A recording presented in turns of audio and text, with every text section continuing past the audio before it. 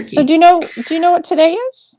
No, well, I think I saw it on the calendar. Tell me something about Pride Day, right? Something. What is it? It's the start of Pride Month. It's It's the start June. of Pride Month. Okay, so what kinds Mhm. of things do we? Is it just kind of like an awareness month, or are there typical like happenings that take Oh, place? yeah, there's typical Yeah, happenings. I mean, I've seen all the paraphernalia at the stores, right?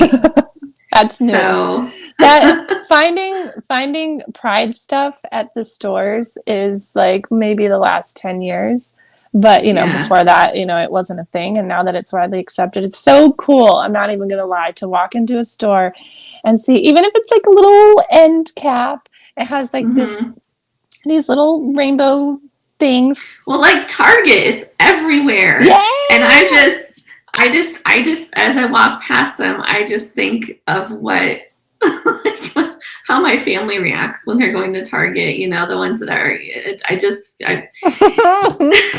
I can only imagine, because I've been there before. So, but no, and I have some acquaintances from a long time ago that my best friend is still in touch with, who have been are lesbians, and they are just like taking in all of this new generation of, because they're like actually like a generation older than us. And so it was a very unusual thing when they were coming up with all of this.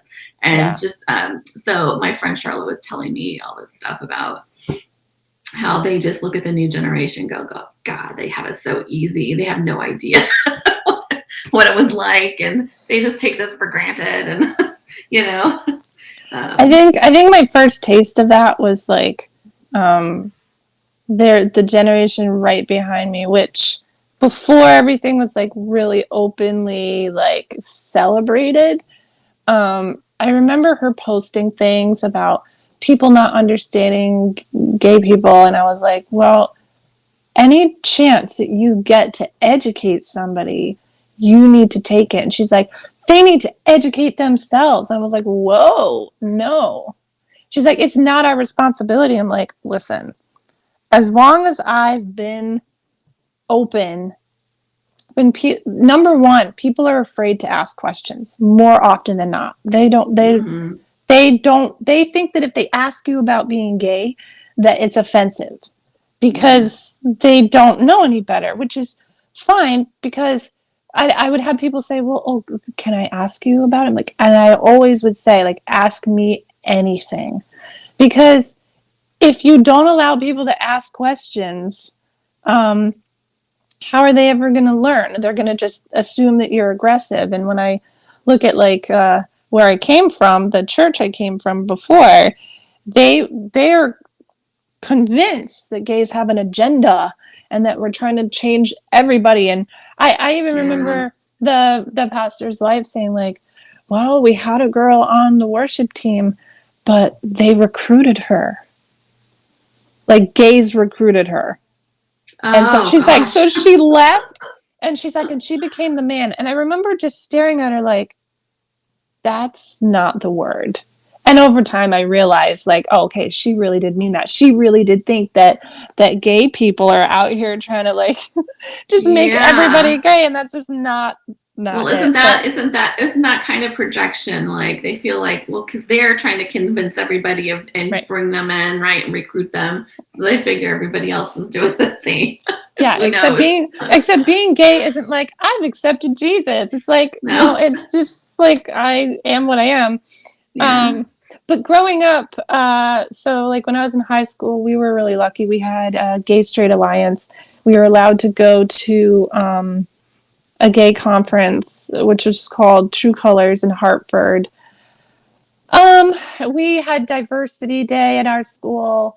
Um, but we were also like pretty progressive. Like not all the schools were like that. And when I went to college, I did face um, homophobia and harassment, which surprised me. I went to school in Yeah. Willimantic, which, coming from a high school where like it really wasn't a big deal if you were gay, it was like whatever. So But that shocks me. That I mean, yeah, because what year did you go to? Were you in high school? I graduated in 2002. Okay. So I came out in 2001. Uh-huh. Um, but when I went to college, I just, you assume that college is going to be more open. And, I went to a liberal arts school. I mean, I went to Eastern, where you have teachers, and they did things for Pride. Like, they painted, there was this rock, um, that every month they painted something different. So obviously for June, they painted a rainbow on it, and it got defaced, and people wrote like fag on there and put swastikas. And what blew my mind is, like, at the time I was dating a girl, and she lived a few doors down from me. Like, you're in the girls and boys are separated, obviously. And she had an African American roommate who thought that we were disgusting. And we Mm. never did anything. We were never like out. We never. I don't believe in PDA. Let me just put that out there. I'm a hugger with my friends, and I want to be close to my friends. But if you're romantically involved, gay, straight, upside down, right side up, I don't care. You don't need to advertise that. Like, Yeah. holding hands is fine, but I would never, like, so much So as you weren't like flaunting it everywhere for her to no, see, and she no. still had that reaction. Yes, no, right. Uh, Because I'm uncomfortable when other people are like mushy in front of me. I don't like that. It makes me weirded out. But so I would never do that. But these girls started making fun of us, and then they were like leaving messages on our whiteboards, and then it got to a point where we had to, like, have escorts for a while to go to classes because we weren't sure if something was going to happen. Like, if somebody was going to, like, I don't know, come at us. It was a really weird, seriously. Oh my yeah, gosh. it was scary but it blew my mind because I'm going, this is a person who's also a minority. Obviously, she can't hide her minority. She has black skin. This is what she wears, Yeah. and she has no way to hide that. I could have hid it, but I mean, I wasn't living that life. But, as somebody from one minority group to another, I just thought, how strange for Mm. someone to pick on somebody that's different just because you don't agree with that. I'll still never understand that. Um, Yeah. but Did she have any religious beliefs that made her kind of judge that I as wrong? I think so, because a lot of times, and plus in the African American community in general, it's even harder to be LGBTQ Is because it? yeah, people of color struggle more, just because they already have minority stuff going for them, and they're marginalized in all other ways, Yeah. and because they do have strong religious backgrounds. So that's kind of common. Huh. But yeah, so what was your Well, question? I don't know. Was there a question? We were just chatting about Oh, Pride okay. Month. Yeah. But Well, you oh, you know, asked. Oh, go ahead. Go ahead. no, no, no. Go ahead. What did I ask? Because I don't You remember. So fill me you in. you asked for Pride Month. Are there any, like, events and things? Yes. Yeah, that's right. So, well, there are. And what is it for? And a lot of times, and I'm sure you heard this as a churchgoer. Why do they need to flaunt it? Why do they need a whole month? Like, who cares? Like, Hmm. they just whatever. Like we don't Um, have that for straight people. Why do we need a month? Right? Why do we need a month for Pride? Right? I mean, yeah, that's I'll tell you the why. attitude. Yeah. Yeah, I'll tell you why we need a month. How much time do you have? No, just kidding. No, this is good because I think this is the key point that a lot of conservatives really get hung up on. It's like, Yeah, why do we need a Black Lives Matter when all lives matter, right? Or yeah, like that's what even makes happening in my you church right now. yeah. Yeah. So it's a really good conversation. So I'm curious to hear what you have to say. It is interesting because even in the progressive church that I'm in, they're still going, look, well, why do we have to point this out? Um, and I'll tell you why. Because number one, um, the True Colors conference that I mentioned, it doesn't even exist anymore. So young youth don't have a place to go where they can see people like them. When I was in high school and I went to the True Colors conference, I went 3 years in a row. I even went when I was in college. I brought like my friends back. That's where I met my first trans person. That's where I met, there was a set of twins there that were gay, who had been the subject of some studies, because isn't it interesting? They're identical twins and they're both gay. Is it nurture versus nature? That was the argument back then, right? So they were part of that study. Again, the twin studies. I love the twin studies. Seriously, it's you're drawn to them and you're not even a twin. I know. Well, because I'm drawn to them because of the amount of information that you can gather just from them being a baseline, if that makes sense. Yeah. So going to those, like, I met a trans person, I met non-binary people. I didn't know, we didn't have words for it then like that. Years before everybody else was exposed to it. So it was more normal for us. And number two, like, so now if we fast forward to like Saturday, I'm going with someone from my church who identifies as gay, openly gay. We're going to the Pride event in Middletown, excuse me. And the reason we're doing that, and I've been waiting for months to do this, is because I don't know, other than him, I don't know very many gay people at all. And when I came to this church, I kind of expected to be like, woo, just like, wow, people like me, like, you get it. And I love the people at my church. They're amazing people because they want to learn, because they want to understand, but they're not gay. And most of them are not gay.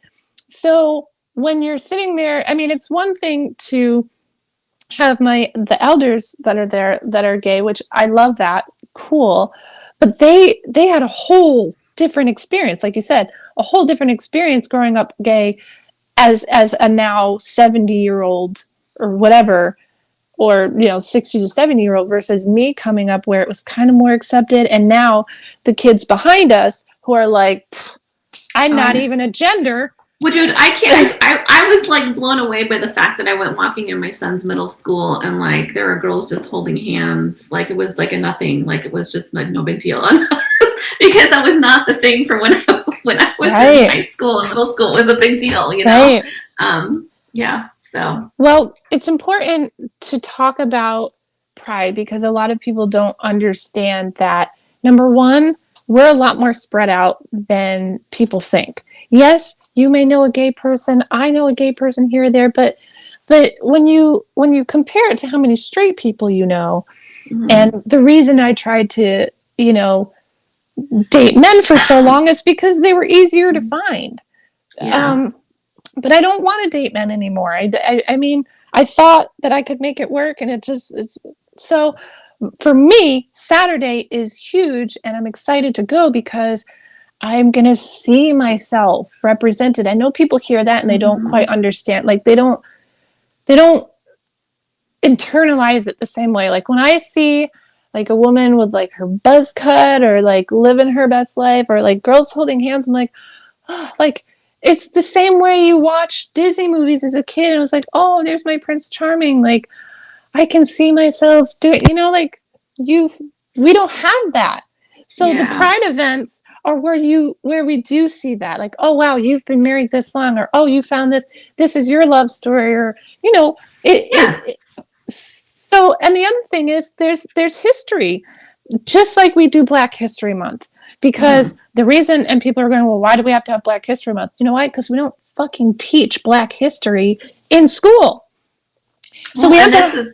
This is what I like the point that I typically make is that and the thing that really rang a bell for me was that there's a power differential that on multiple different levels, and when that is off, when there's there's a demographic that holds more power, and typically when you're outnumbered, that means that those people in the majority have more power than those in the minority.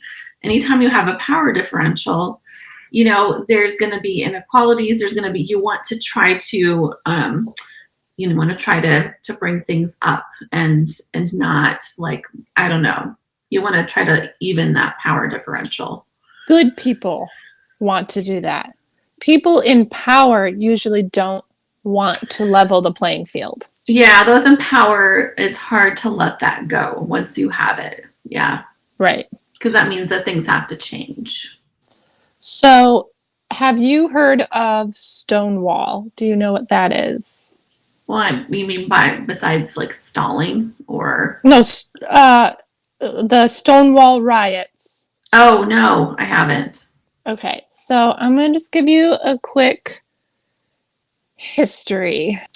So, this isn't something that most gay people know about, the Stonewall riots, because this is when the rights of gay people really, really rocketed forward. It was kind of like our Rosa Parks moment, basically. Okay. So, this happened in 1969, in June 28th, 1969, which is why, we kind of celebrate Pride in June. The Stonewall riots were a series of spontaneous demonstrations by members of the gay community in response to a police raid that began in the early morning hours of June 28th at the Stonewall Inn in Greenwich Village neighborhood of Lower Manhattan in New York City.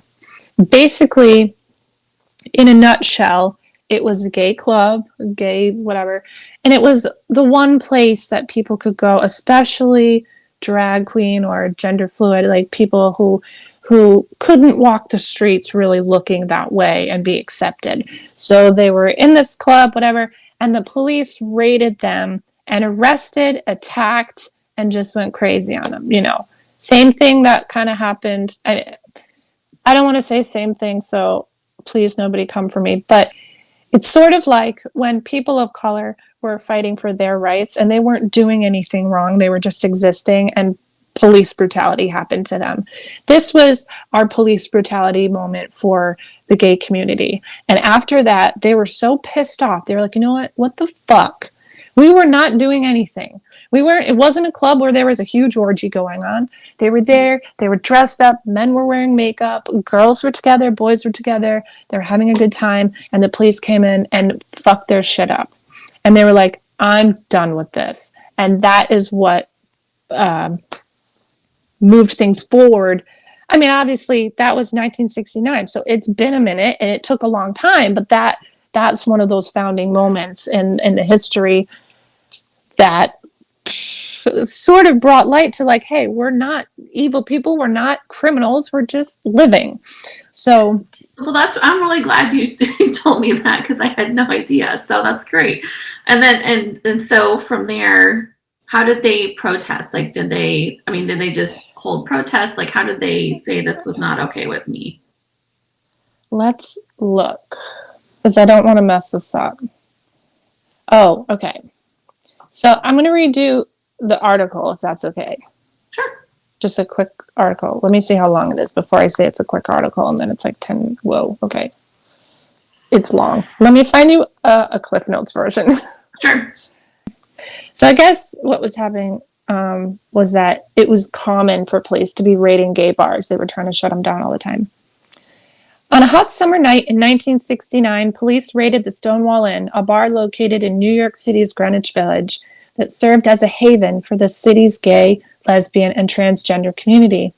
At the time, homosexual acts remained illegal in every state except Illinois, and bars and restaurants could get shut down for having gay employees or serving gay patrons.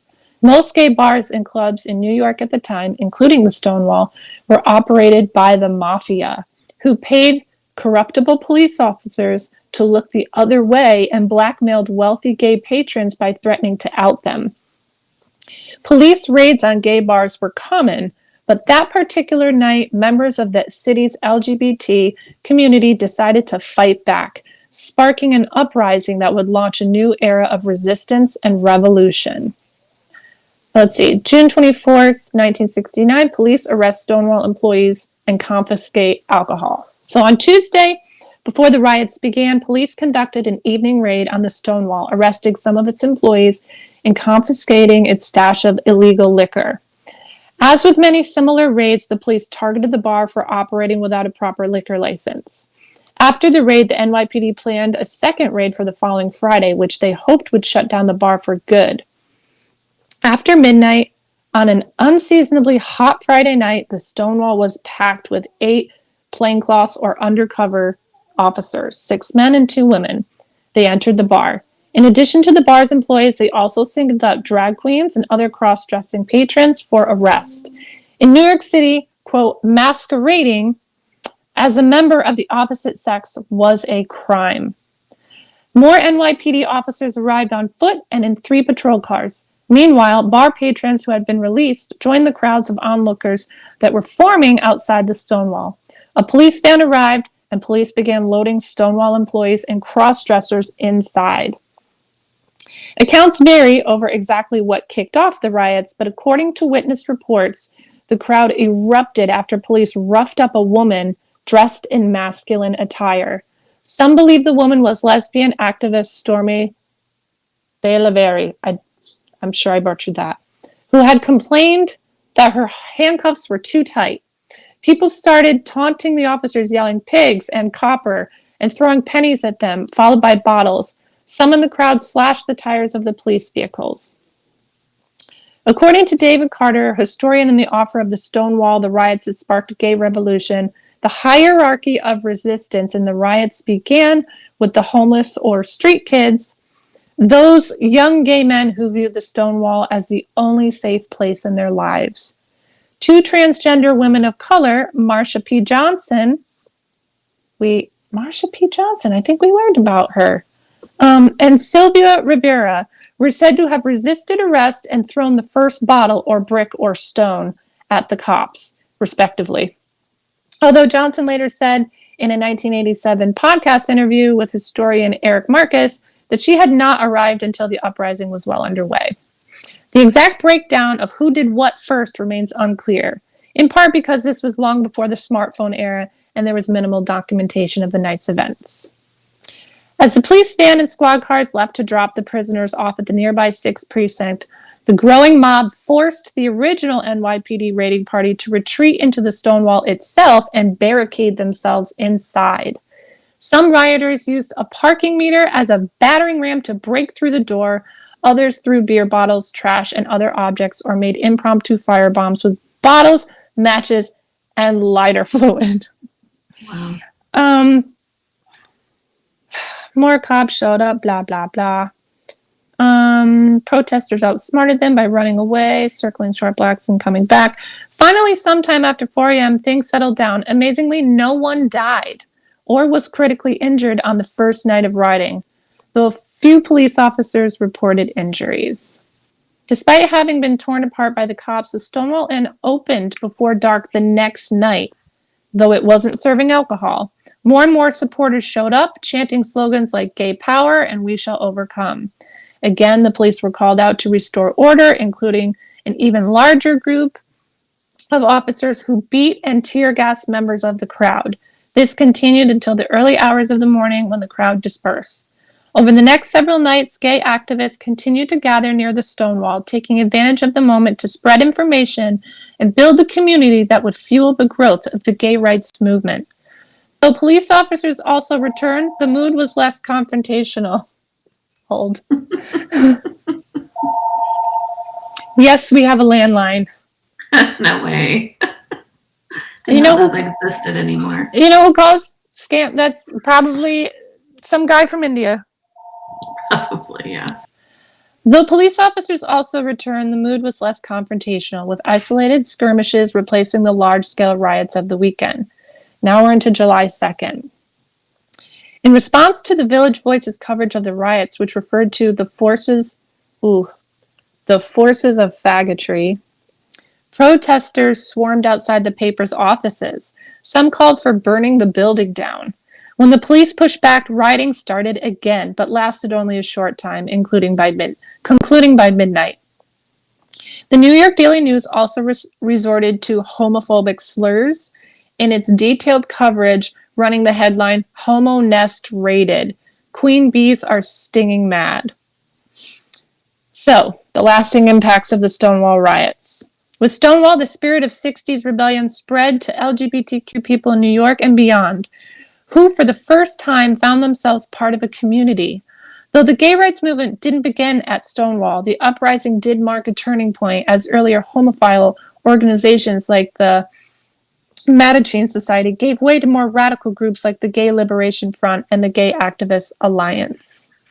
So, on the first anniversary of the police raid on the Stonewall Inn, gay activists in New York organized the Christopher Street Liberation March to cap off the city's first Gay Pride Week. Okay, and that's where we're coming up.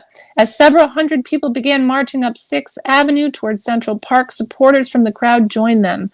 The procession eventually stretched some 15 city blocks, encompassing thousands of people.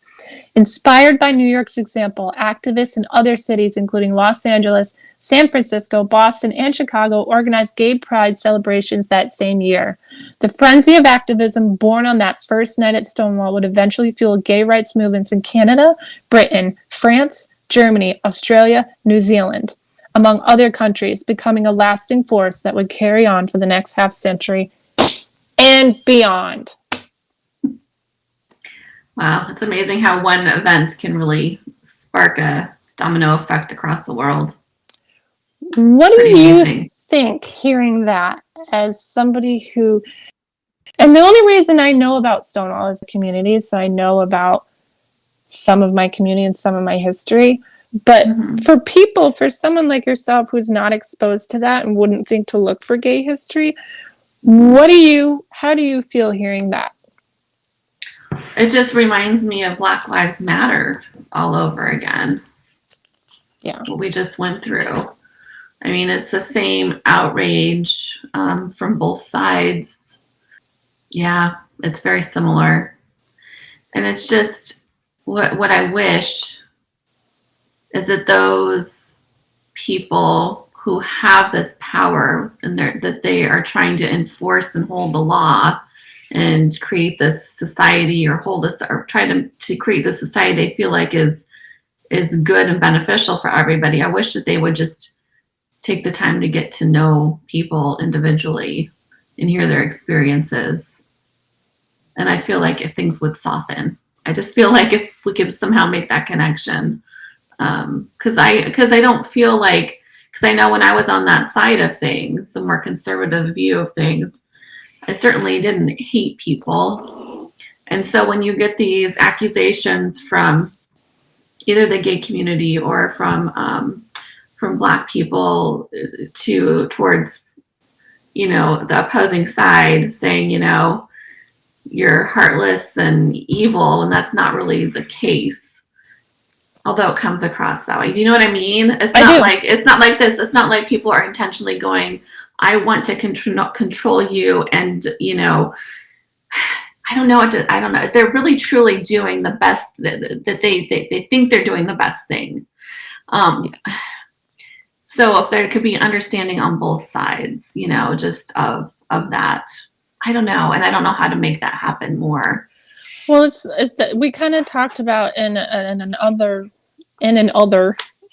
past podcast about. You had said, "Oh, I wish I had the Clobber Passages books. I wish I could have read that." Mm-hmm. But I tried to give it to people who I thought would be receptive, not to change their mind, but maybe to open so they can see maybe how I'm looking at it. But, and this is so true of so many things. Before she even got the book, she had already decided, well, I'm sure I'm going to read stuff that's not true. Right. So yeah. I think people exposure is the best, like me exposing myself to them. And that's kind of what I thought, like, okay, when, because people are like, why did you go to that church if you knew they didn't like gay people? Like, because they didn't say they didn't like gay people. They were really kind to me and they were really good to me. And, they did treat me with love and kindness. So I thought, okay, here's a group that loves me, and I've been straight with them, no pun intended, the entire time. Like, I walked in there going like, hey, I said to the pastor, I was like, hey, if God wants me to be straight, he better find me a husband. Otherwise, it ain't going to happen. And we laughed about it because I thought it was just, I didn't think it was a big deal. So if my years of exposure to them seeing that I'm a good person and that I'm kind and that I'm not diddling anybody when I'm changing a diaper, like, you know what I mean? Like, if that's not going to change their, Well, what is? let me just because I've had such a radical change of point of view over the Mm. years, a lot of people ask me like, what finally made you change your mind? Like, because everybody wants to know, like, how do you like get through to people, right? Me too. So on the front of, I mean, because there are many moments, but I can say, all I can say is that it's a gradual thing. It's been a gradual thing for me, and I just know when I finally did was like the final thing that kind of broke through my perception of things. It was a result of many other things I could see now looking backwards. There were many other things before, and one very, very big influence on me was in my freshman year of college. I went to the university, coming from a very conservative Christian home, had very little interactions with anything besides church. And my world is very, very narrow. But part of I was a trumpet player, and one of my professors was a woman who played trumpet, and she happened to be gay, and we became very good friends. I mean, not very good friends. I just, as a mentor she was my mentor through all of college. She really taught me everything I needed to know in order to be able to pursue my master's degree. She gave me free lessons. She was there to help me with my recitals. She just was amazing. And it was through my interaction and just getting to know her and realizing, oh, look at, she's not this horrible, evil person that I've been taught that, that gay people are. That was like the first kind of domino to fall. It was like, oh, and it was that cognitive dissonance with that really stuck with me through my belief system that kept coming up over and over again. It's like, and then I kept meeting more gay people as being an art, in the performing arts, there tends to be a higher percentage. And I'm like, man, this isn't fitting what I'm learning in my faith tradition. So anyhow, it was a big player in just in that, and it was just that cognitive dissonance that kept coming up, kept kind of rubbing me the wrong way, going, there's something off here. This is not clicking. What is it? And so, and then it just kind of helped everything kind of come in together and come into place for me. So that was one thing. And I don't think that she even knows to this day how much she has impacted my life in so many different ways. I still get together with her when I go visit, where my undergrad was or is, and we still catch up to say hi. But I mean, I don't think she even has an inkling of just how much she influenced me. And I try to say things every once in a while, like to really like let her know, like she's been a big influence, but I don't feel like I ever quite get it across fully. So without being like this big, I feel like, big mushy, whatever. So yeah. Can I challenge you? Yeah. Because I do this. I write those letters and I tell people, this is what you've done for me. And this is how it's affected me. And I will tell you and I've done that since I was 16. I've written so many handwritten letters to people.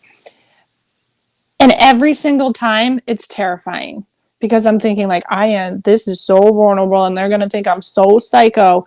But because I feel things like really strong, right? Like, so I do, but I put on a good, like straight face most of the time. You got a good mask. But let me tell you something.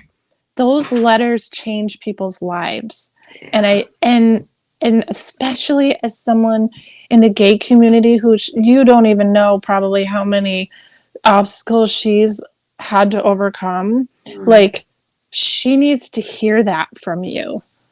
Yeah. Like, even if it's just sending her this podcast and being like, hey, I really want you to watch this.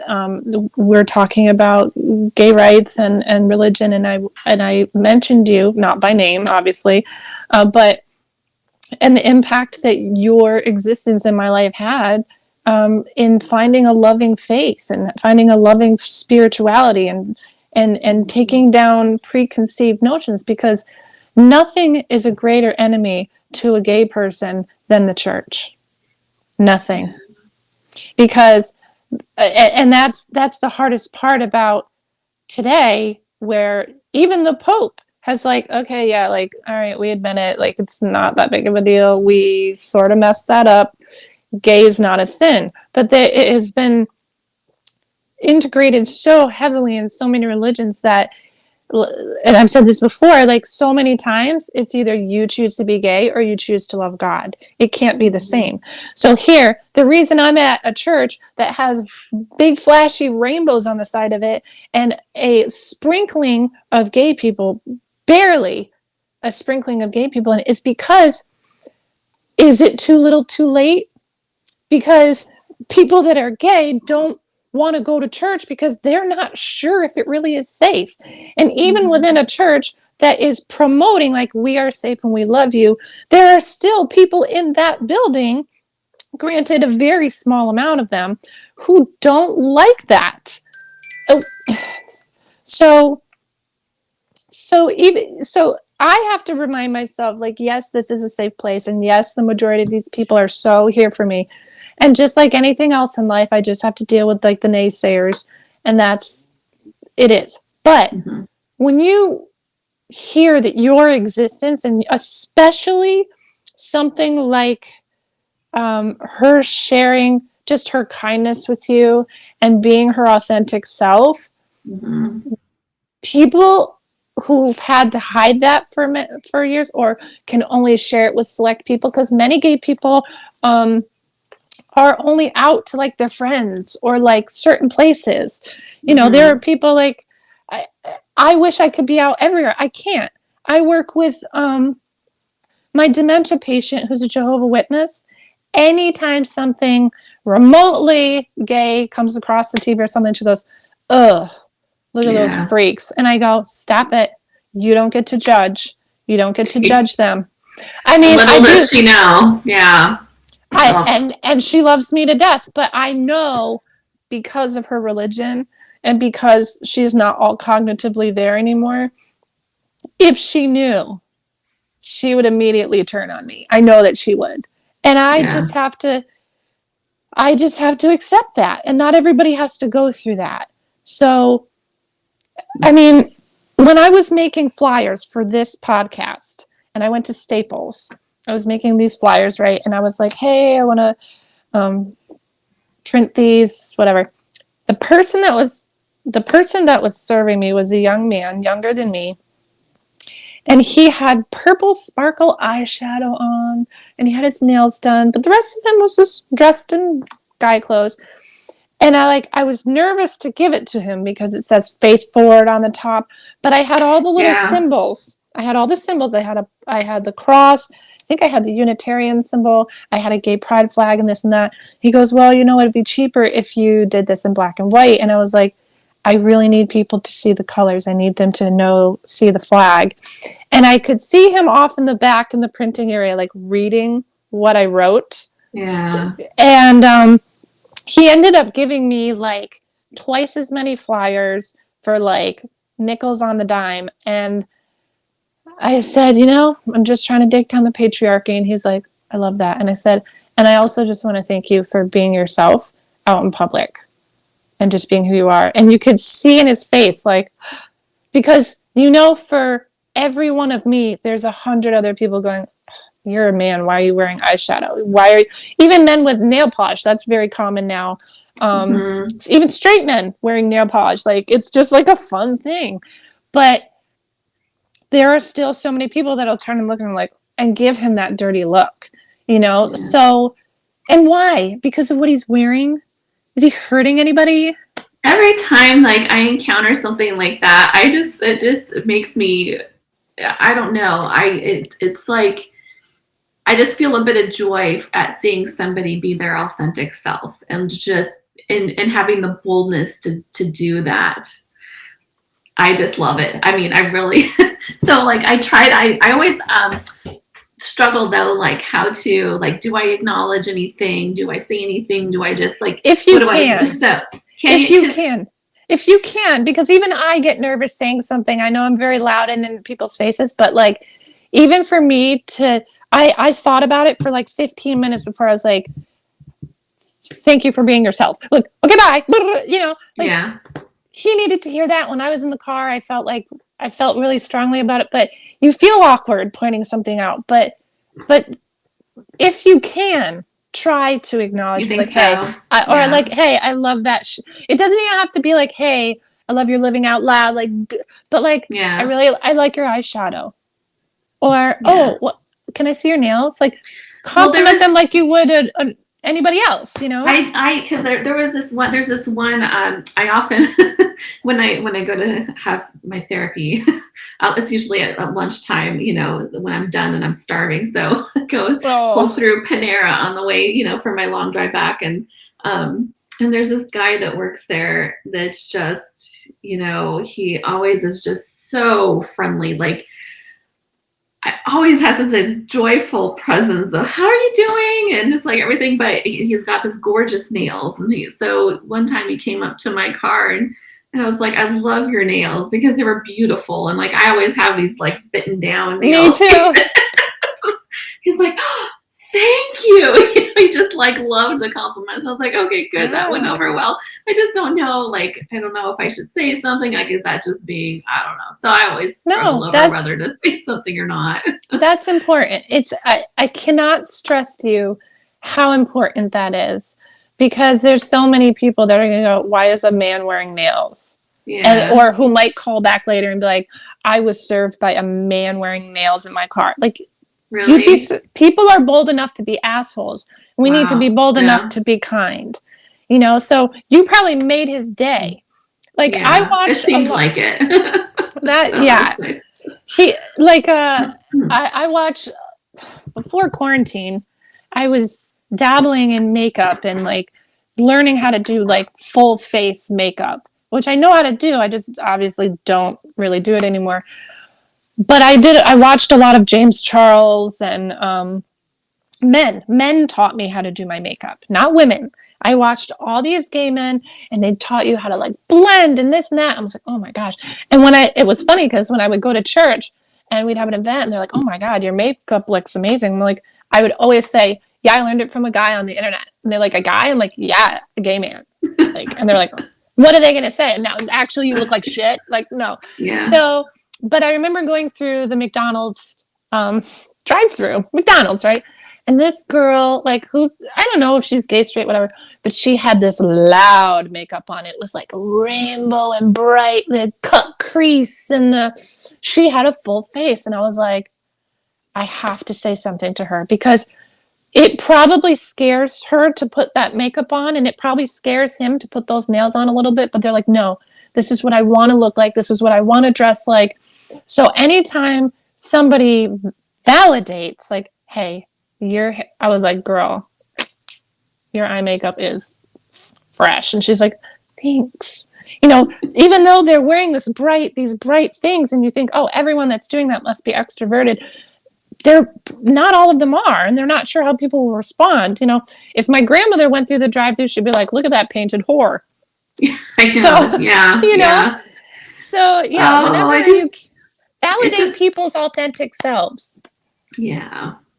Well, yeah. It's just, Yeah, I wish we could make more connections between people, just to get them to see the humanity in each other. And, we are. It's just you know, really, really slow. it is We slow because are. it takes that one-on-one connection, right? It's nothing you can do en masse at a time, I feel like, in real. I mean, not that Well, you can't, yeah. but I don't know.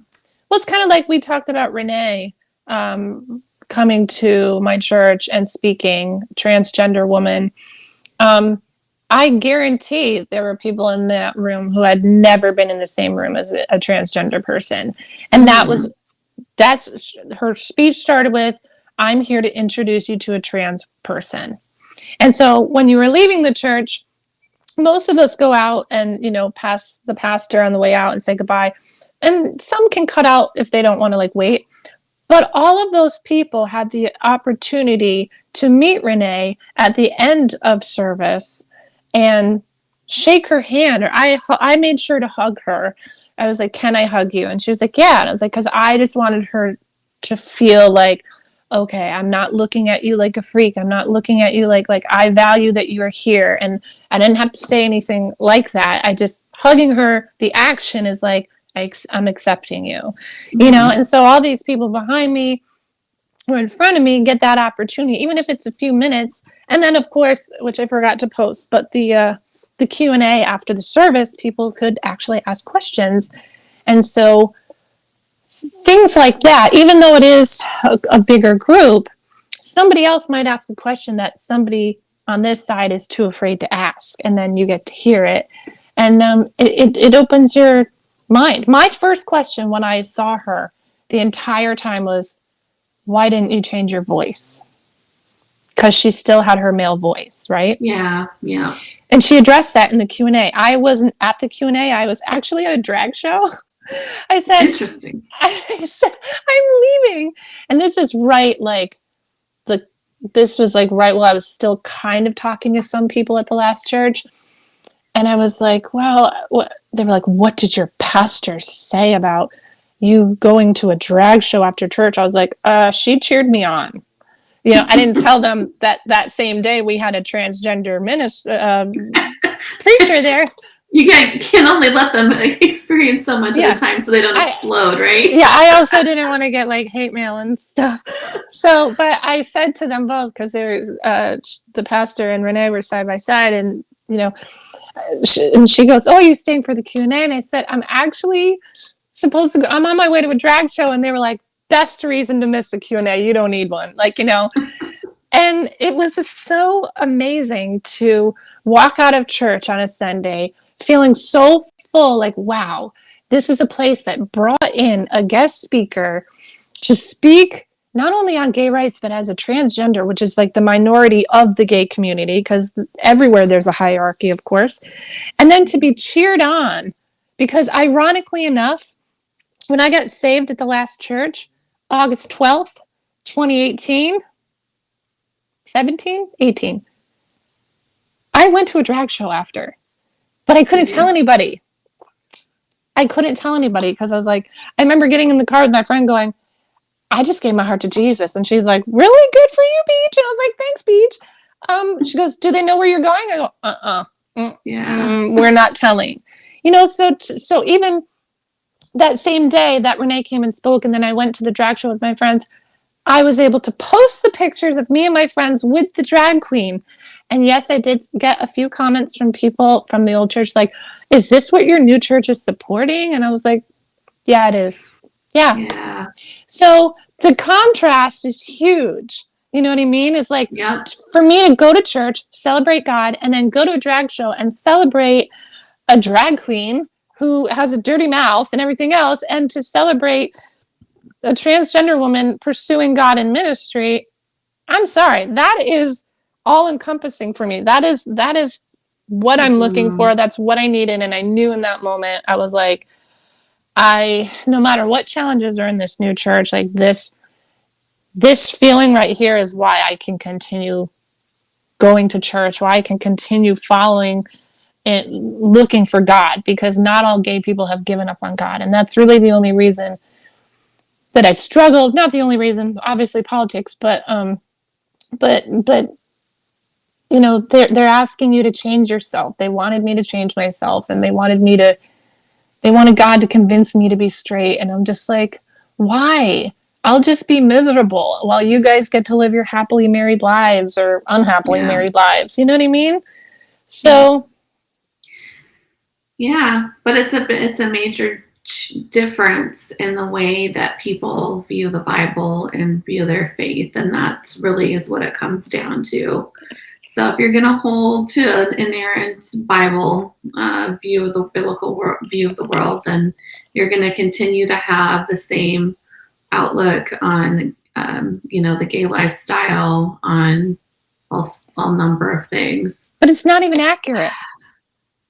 It's not What's not even accurate. accurate? What's The not even Bible. accurate? Oh well, but yeah, but they are still going to argue that it is. I know. And that's that's the thing. So it's a closed system of thought that's just going to keep perpetuating itself over and over again. But and here's the thing, is that we're still continuing to make strides in our society towards equality and towards accepting minority groups. And there's going to be more and more of this cognitive dissonance, that we're seeing.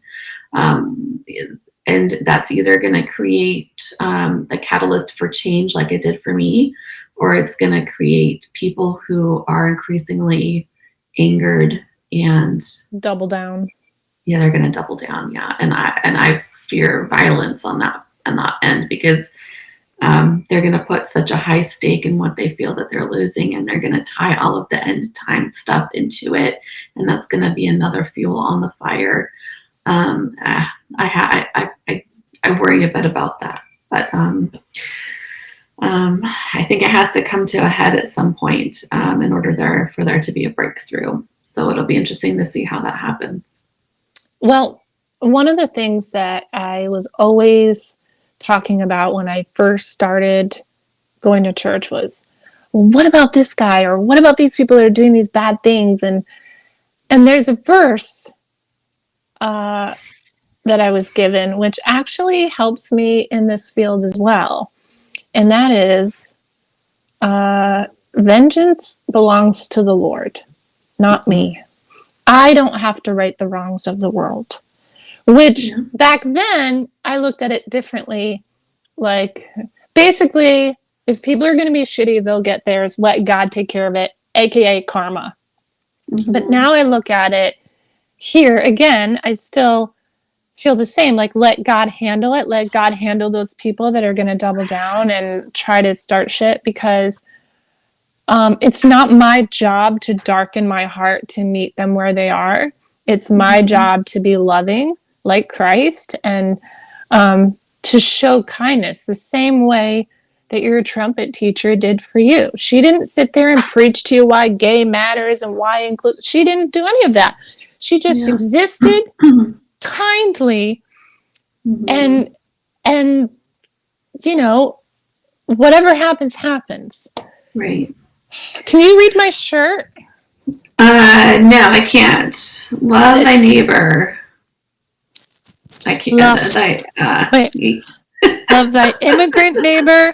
Love thy black neighbor, thy atheist neighbor, thy Muslim neighbor, thy depressed neighbor, thy Asian neighbor, the LGBTQIA neighbor, the disabled, indigenous, Jewish, political, elderly, homeless, Latino, addicted. They even put millennial on there. And then they have a space at the bottom.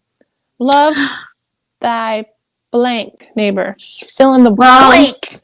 Carolyn, you're supposed to love them, but you're not supposed to love their sin. Sorry, that's what you're going to get in response. Sorry. Fuck you, Faith. Tell me how you really feel. But I know the response is going to come back. I love whoever the fuck I want. But it's not my responsibility to care about their sin. No, but it's. I know what you're saying. I know. They're just gonna. Fuck them, Faith. I have to have a bit of compassion for them, because I was in the same place at once too, and it's just you can have compassion. It's not done out of a hateful heart. It's just out of a misunderstanding. Yes, but here's a question for you, because I know you. It's almost like you have this like survivor's guilt, like you. Maybe I don't know. Like you're Explain. like, well, it's almost like you're like, well, I was that person, so like, I feel bad that I would. I feel like you are constantly apologizing for being in that headspace for so long, which I don't feel like was totally your fault. Mm-hmm. But also, and I understand that you have compassion for them, which you totally can do that. And I have compassion for them just because even I was a little bit like that, not completely, obviously, but because I love them. But knowing me now and seeing, because you've seen now kind of firsthand the turmoil that the church has put me through with their non-aggressive ideas. Like I said, these people loved me. They had me in their home. I was babysitting their children. I was part of their lives. Yeah. So they Yeah. weren't mean to me, but still, look at what happened to me emotionally Yeah. and mentally Yeah. because of that mindset. So how, I from know, but your, I think that I rally more against, I fight against the mindset, not the hmm, people, I'm because not fighting people. I agree with you, the mindset. yeah, But go ahead. I'm sorry. no, but yeah, on I think it's in my nature too to try to be understanding for everybody because I just feel where people are at too. Like get it on both sides. Like it's not fair for you to be at the mercy of that kind of mindset towards you, and yet it's not fair that those other people are being misled by this mindset, this way of being that dictates um, how they view the world and how they misunderstand people, and that's unfortunate for them. Yeah. It's not, I don't want you to think that this is an us versus them situation, especially between you and I, because we are trying to understand and break down everything that's happening as a whole. Each community feels like an us and them. The God fearing folk feel like the gay agenda's coming for us, and the gay people go, the God fearing folk are trying to kill us and send us to hell. Yeah. So yeah, the reason we're talking about this is to kind of bridge that gap. Um, I know they didn't mean it, and I know they don't understand, and I know they think they're doing the right thing. But again, it's kind of what we talked about. It even though they're not terrible people, we're still not going to send our friends and family to their church to learn those ideas either. You know, Yeah. we just have to acknowledge it for what it was, what it is. Like I don't lay awake being mad that the church hates gay people because I kind of just expected it my whole life. But um, I always go back to this. Best advice ever, go where the life is. So now we're in a place like you've left church altogether, pretty much for now, or maybe forever. But I'm in a place where I can marry the two. And so I feel like the issue is still alive and making a difference there. But you're also making a difference by not participating in a church life that supports intolerance. So again, even though our approaches are different, mine's a little louder, just that's me. But you removing yourself is not inaction. It's a huge action as well. And even though there are people that go, "Oh, she's lost," there might be some people who we don't even know or you don't even realize went, "Wow, I thought, faith was really what would have made faith walk away." And then that seed might be planted in somebody's mind, and even if they never ask you or never tell you, we never know like what our Yeah. absence means to somebody else, and it sends a message. So, we both did something and we're Yep. doing something now. Doing something in the effort to live what's true, what we have found to be true and right, and like you said, following the life. I mean, that's really it. Those are not my words. I stole them from the pastor who stole them from her mentor. So whoever that person is somewhere in the world, thanks. Whoever that person is. Go where the life is. I Yeah. love that thing because it's like, it just reminds you that there are people out there that want to understand.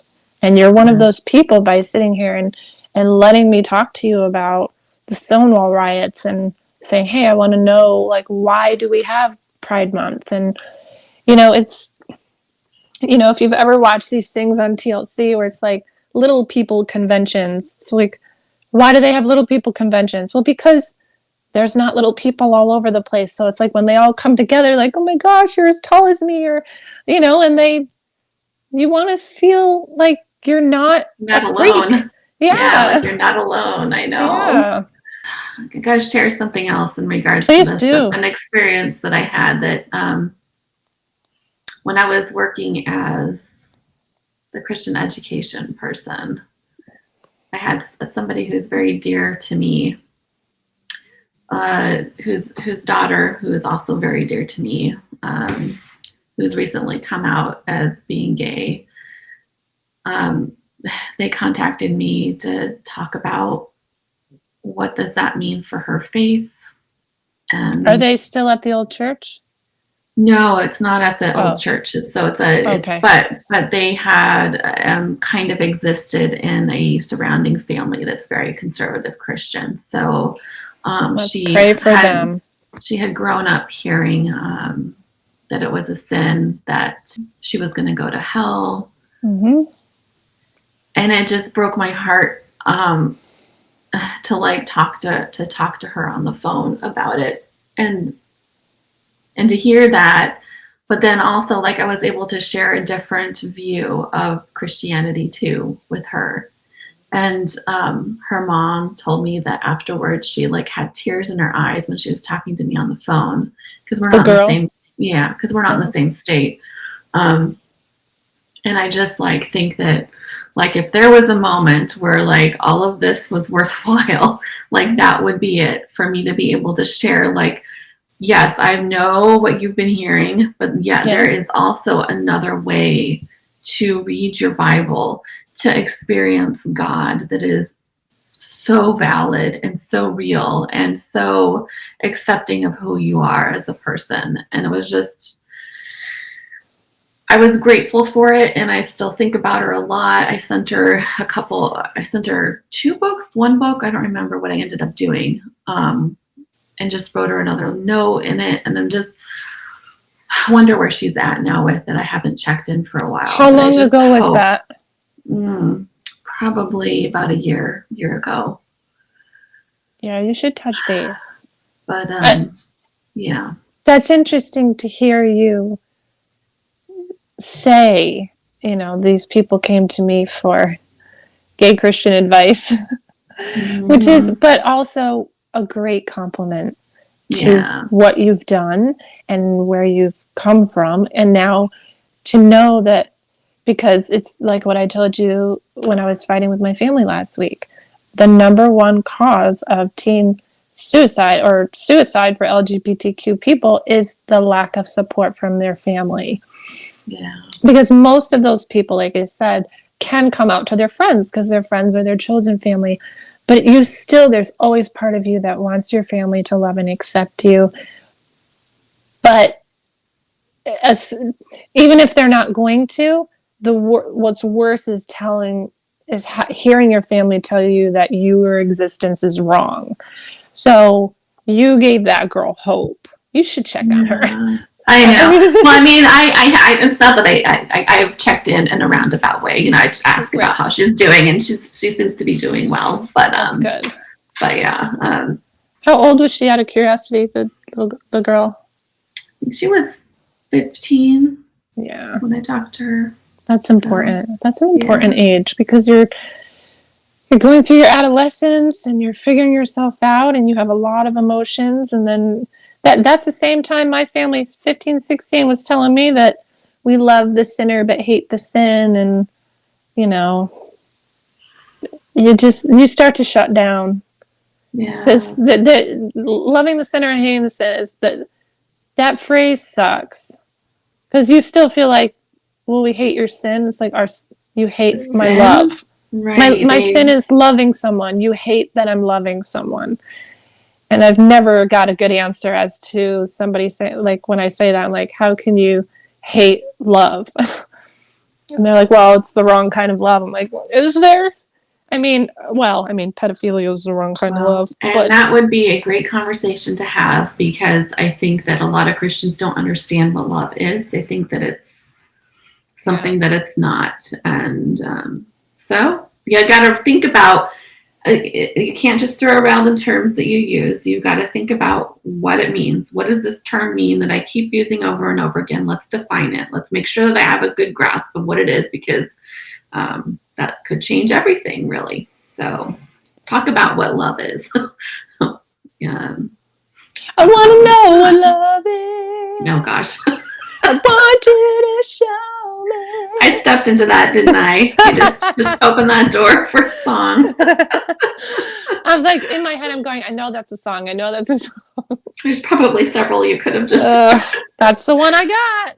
I was going to say that I know that I had texted you saying we should talk about zodiacs, but then when I woke up this morning and I had a couple texts from some friends going, Happy Pride. I was like, what am I doing? I have to talk about Pride. Like, I have to talk about why. I mean, this is...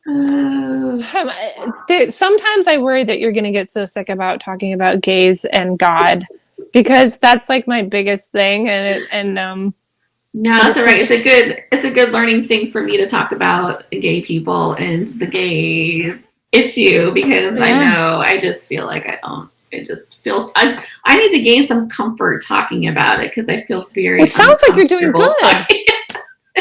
I always feel like I'm going to say the wrong thing or use the wrong term. So this is good practice for me. And I can never stop talking about God issues. I just love the whole... I love God issues.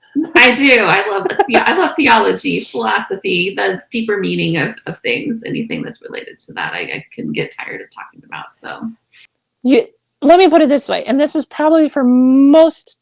I obviously can't speak for all gay people, but I can say most of us, if you are asking with a general spirit of wanting to understand, you really can't be offensive. You might say the wrong terms and we'll go, oh, honey, we don't say that anymore. We say la, la, la. Even I don't know. Like, when all this, like, non-binary, gender fluid, like, 26 gender, even the she, hers, I was like, this...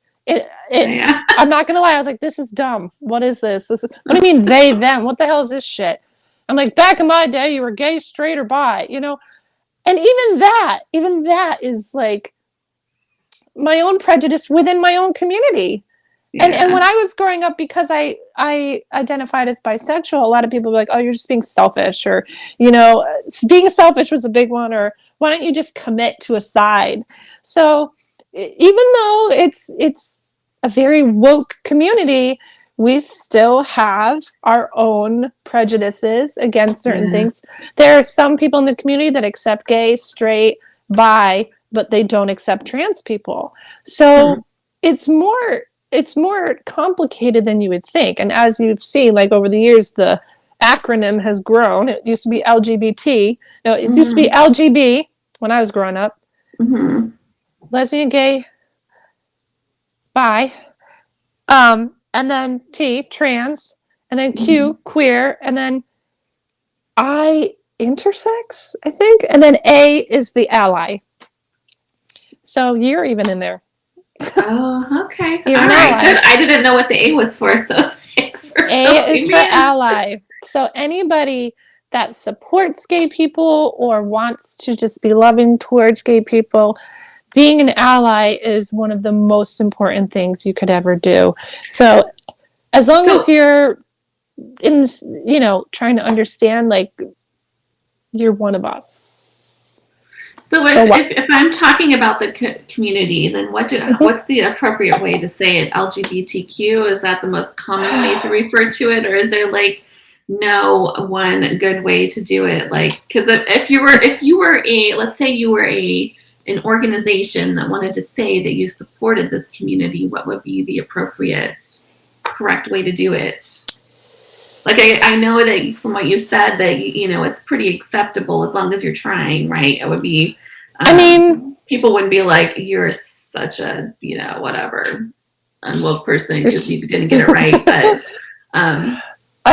well, even just the fact that this entire conversation, I've said the gay community, some people would probably be like, you shouldn't be just saying gay community, because if you're gender fluid and this and that, that's the hard part, is that I don't really know. So, like, LGBTQ, I feel like covers pretty much everybody, Uh-huh. because queer can be kind of anything. But then again, I look at, so Renee, who was a male, transitioned to a female, married a female, Mm-hmm. which to somebody outside the community is going to go, well, then she's still straight because a Mm-hmm. man, in their eyes, married a woman. But she Mm-hmm. doesn't identify as a man. She identifies as a woman, which now makes her a lesbian. So Mm-hmm. it gets really much more complicated, and I personally am not sure. Yeah. I say LGBTQ because I feel like the Q kind of sums up the rest of it. But I also, not to sound like a punk, just get tired of saying LGBTQIA, LGBTQ, gay community. Gay Yeah. community rolls off the tongue, Yeah, it you does. know? But yeah, I mean, they're constantly changing. I mean, even for the African American community, I don't even know if I'm supposed to say African American. Now it's I people of color. I But if you know. say I mean, colored people, I that's know. really bad. I You know say, that's these are all the things that I feel like I just never engaged with these conversations. So I don't even I got nothing. I just feel so every time I reach any of those conversations, it's like and then I when I was in Christian education, we read a book during all the Black Lives Matter stuff. What was it? It was the I can't remember the name of it now. Anyways, but just trying to facilitate a conversation on all of that in really? the appropriate way was very uncomfortable for me. But it was a whole group of white women, Well, I'm so I surprised you guess guys even tried. we did the best we could. I guess I was as good as any of us to lead it, but But you were yeah, trying. yeah, I was trying. That's true, we were. Yeah. So So when I say something, and even when I'm on here and I say something that might be offensive or I'm not sure, I just go, don't come for me. Correct me if I'm wrong. That's why we have a disclaimer at the beginning of this, because I don't know if I'm going to say or you're going to say things that are offensive. And we welcome, and I, like the disclaimer says, we welcome any corrections because we're here to learn.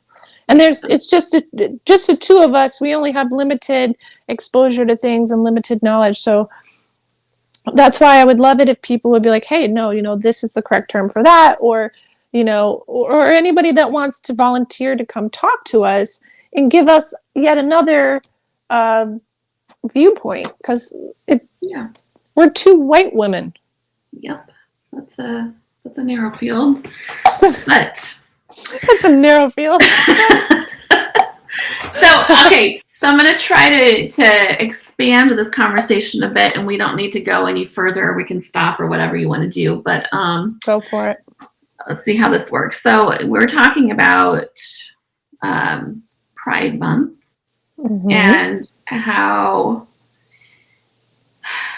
sometimes that takes an expansion of one's worldview to be able to, incorporate these people into our community as equals. This has been an ongoing thing, right? So in similar vein, we've talked about in regards to like my change of my faith and your change of faith and the way you have perceived your faith and kind of moving into more progressive versus a conservative faith. So, and then we can also look at, which is where we're talking about, maybe possibly talking about today, aside from zodiacs. I don't know, is one of the topics.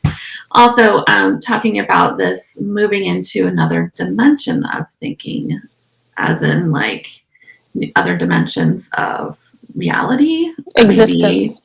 existence, right? Another dimension of existence. We were talking about a term called Christ consciousness or the Mm-hmm. cosmic Christ, kind of moving into this way of being, this way of existing that is radically different than the way we currently live. And what is it?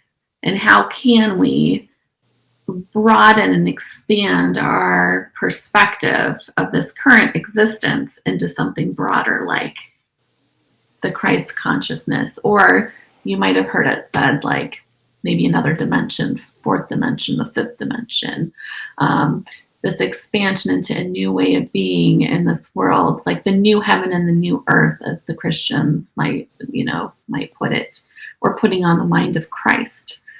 I don't know. So like, how do we move, if we're going to move into like a spiritually speaking, how does one expand their awareness to see these things in a different way? Or is that just too crazy and off the deep end here? Did I take us into this really weird territory? No. Give me a second. Processing. So my first reaction would be to say, like, so let's not lose the question. The question is, how do we get more people into this mindset of understanding? Number one, knowledge is power. Exposure. What do you do when you have a phobia, when you have a fear or whatever? Exposure therapy, because it's the only way for you to face it. It's easy to have ideas and to... I'm writing it down. Oh, good. So remember, exposure was the first thing you said. Knowledge. Knowledge. Okay. Knowledge. Research. If you want to know.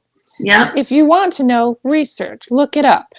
Mm-hmm. If you don't want to know, or you don't have people that are willing to know, exposure. Exposure therapy forces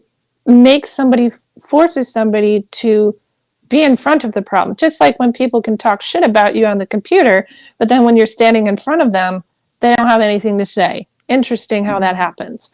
Because they're not sure what's going, that wall is gone.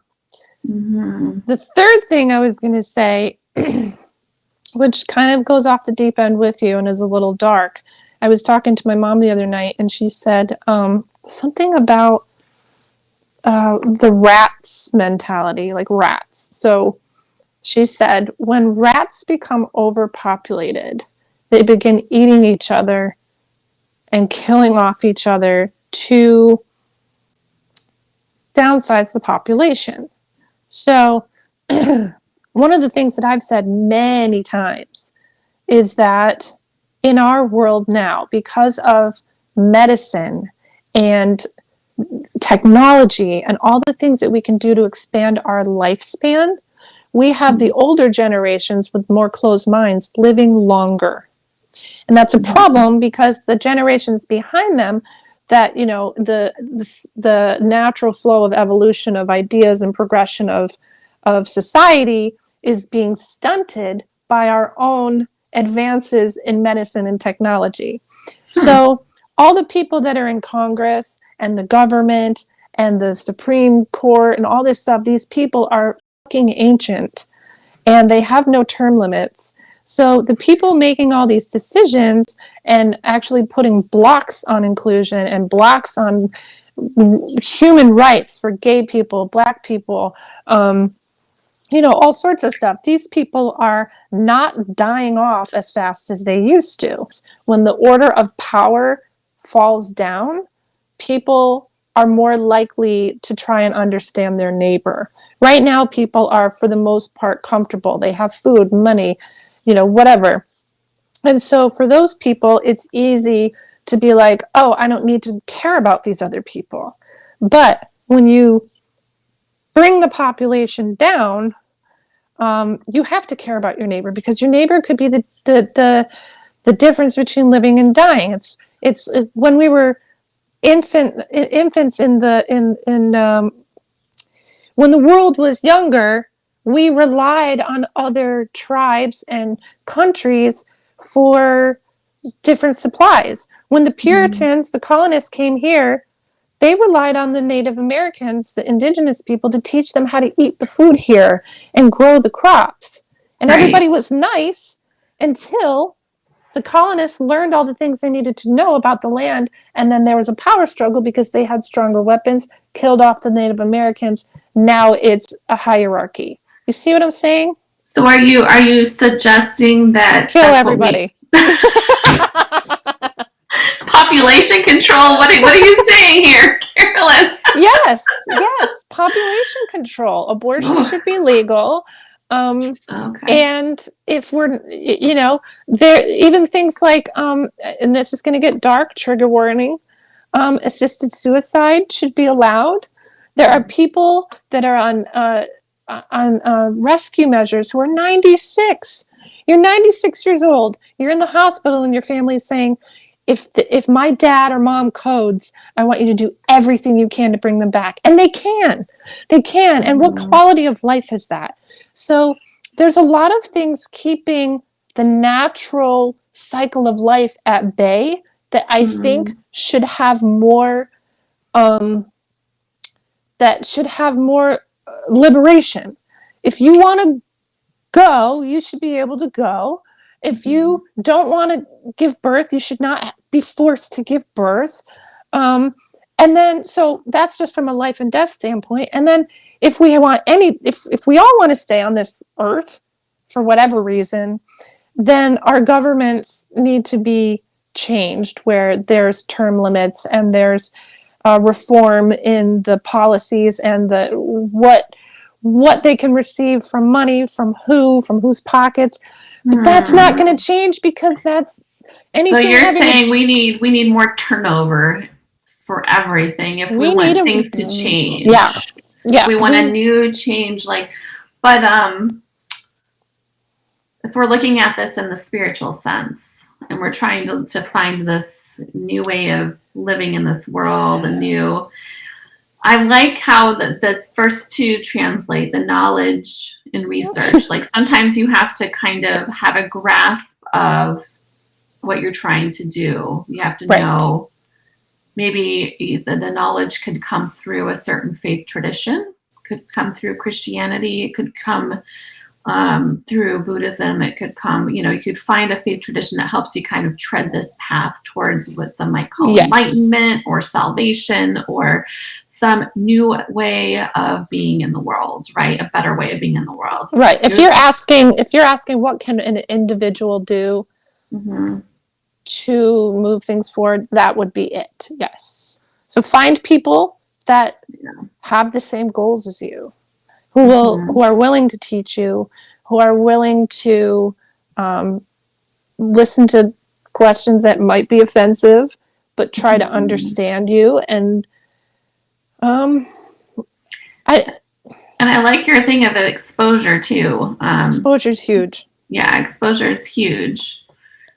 You'll have to somehow practice what you're preaching sometimes, and that's kind of feel like that could give Yes. you exposure. If you say you accept the gay community, then maybe you should try engaging with them, correct? Or Yes. For example, since this yeah. is Pride Month and I'm in the open and affirming and reconciling group at my church, and I'll be speaking, even though, again, that's a scary thing to do.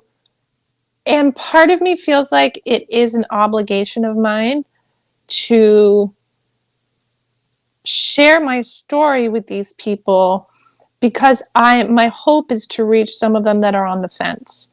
Because if they're Mm-hmm. already going to this church, even if they have sticks up their butts, whatever, they're still in the door, which means I have a chance to expose them to my story and my person.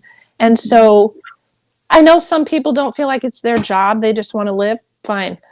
But for me personally, I feel like it's my job to expose them and to open their minds because I have a unique position that I can do that with.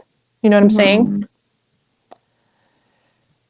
You can only plant seeds and hope that they are watered.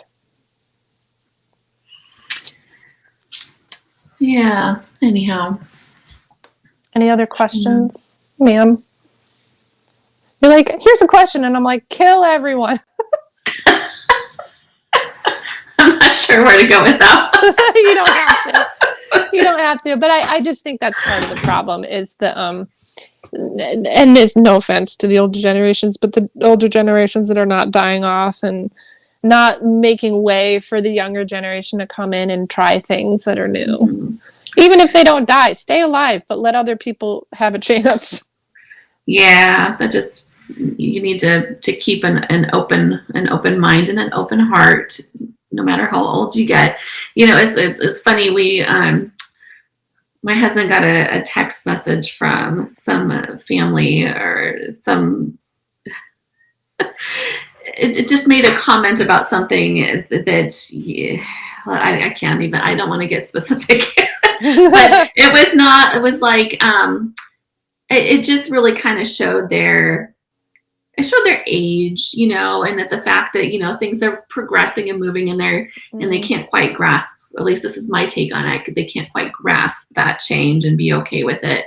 But, you know, I made a comment to my husband afterwards. It was like, you know, I wonder what the issue is going to be when we're their age. You know, what are we going to be sitting there rolling our eyes about? And so I just kind of have to keep that in mind as we get older, and try to remember to have a little bit of, you know, keep some openness in there, and don't think that we know everything. And if we can do that, then maybe we don't have to get killed off, Carolyn.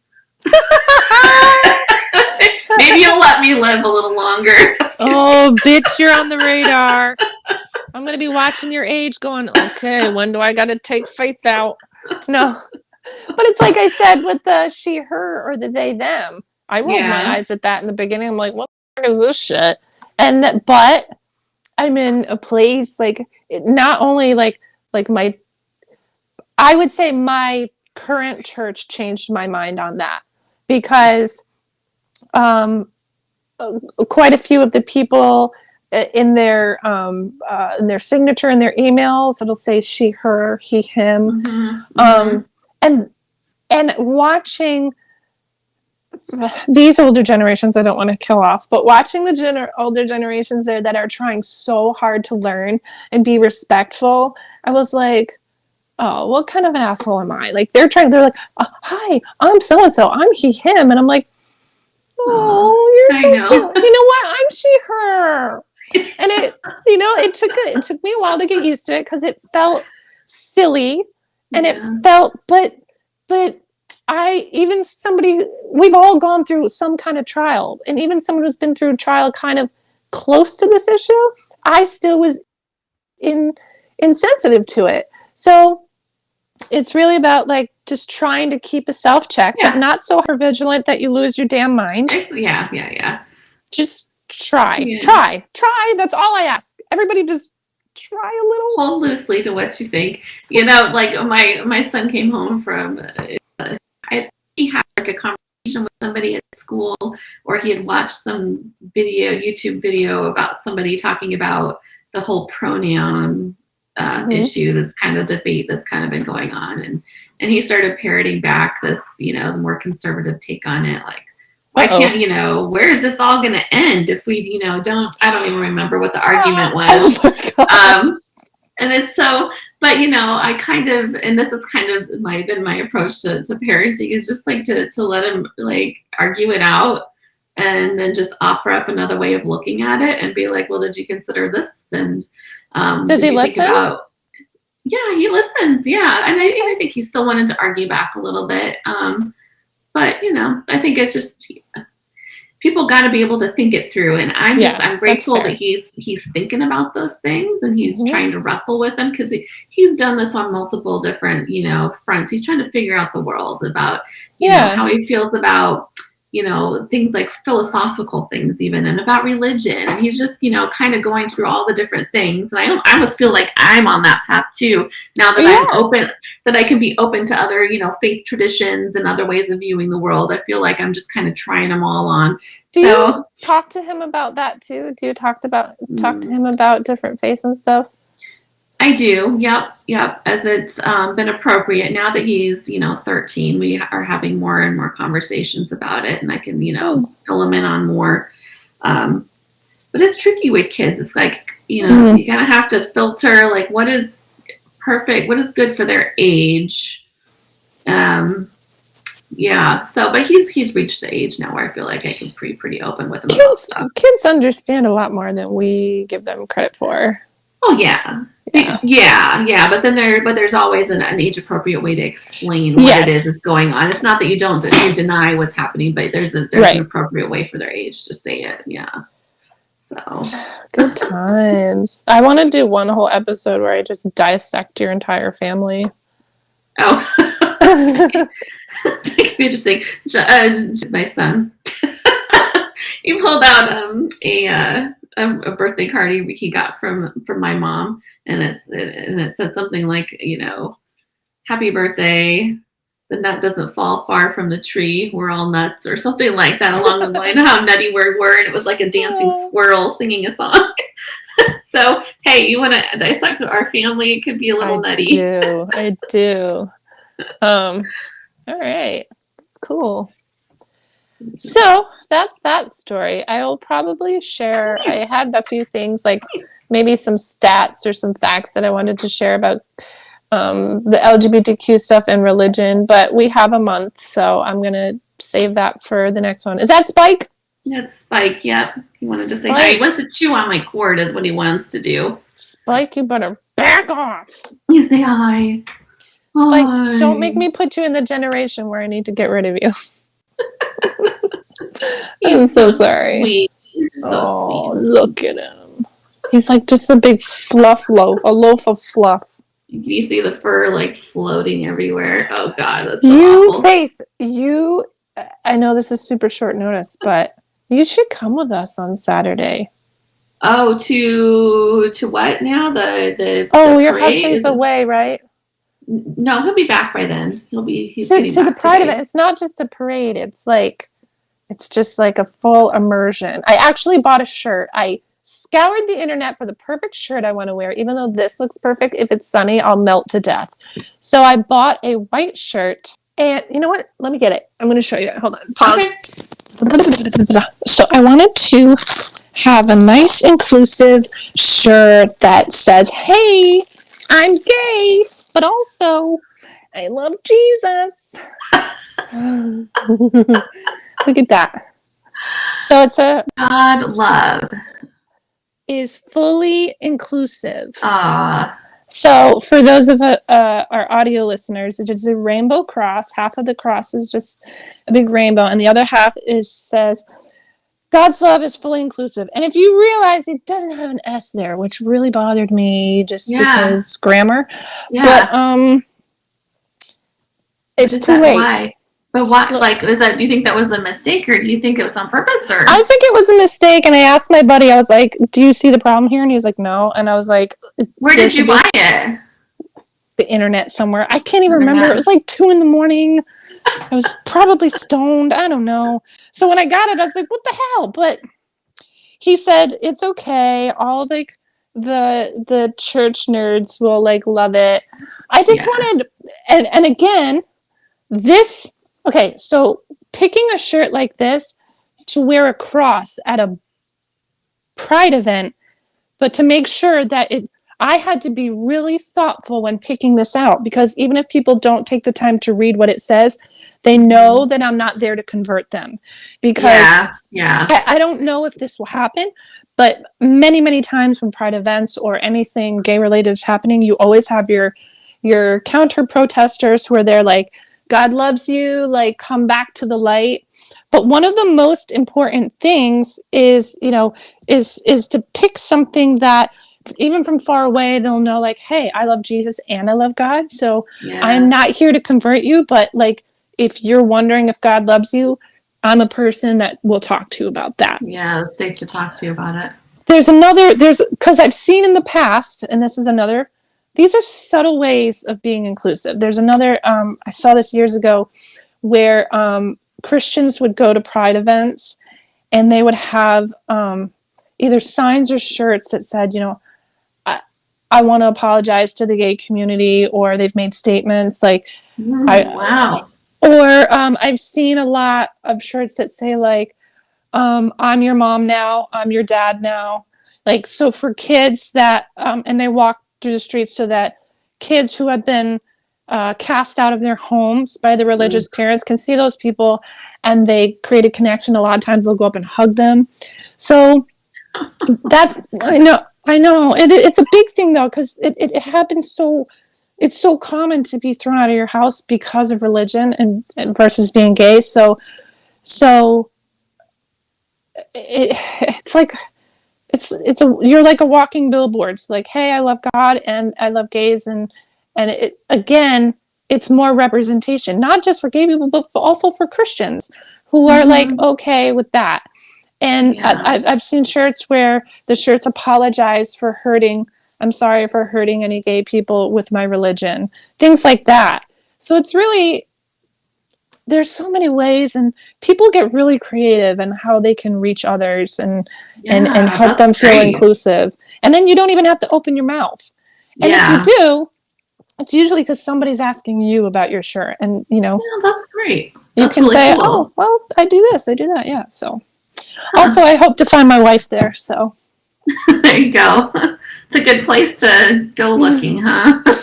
it is. So maybe by next week I'll be like, so I'm getting married. Oh my goodness. You gotta be you gotta take your time, Carolyn. Don't, go too fast. I know. Uh, I definitely take my time. Um, with that anyway. mm, But with that being said, um, if you'd like to come with us, I would love that. I would love to expose you to that. Expose, yeah. expose, So expose. where is it? Middletown.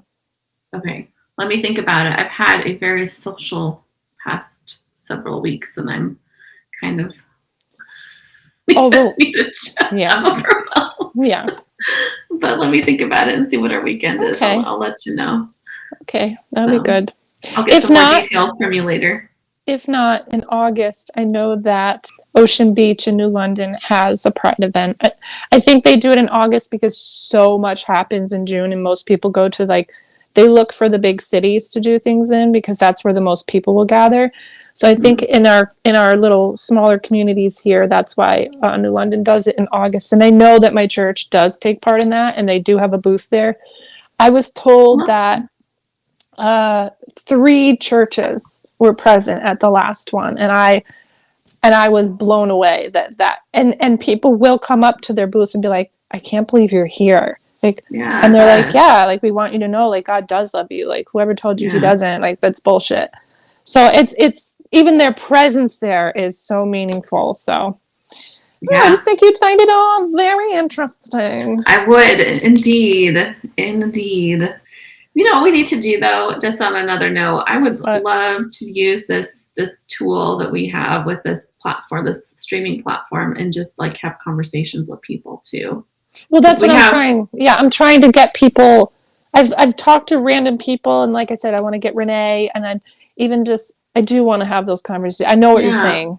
Yeah, I mean I Yeah, would love to do that and maybe just have fun, talking about issues and asking questions and getting to know people. So ask around okay. in your circles for some of Okay. your peeps and see if they'd be willing. Especially, I would love to hear from some of the people that you found when you were first started deconstructing. Okay. Yeah, I That'd be could do that. interesting. I know several people. So I will do some brainstorming about it. Okay, on that All note, right. I will see you on the next one. Sounds good.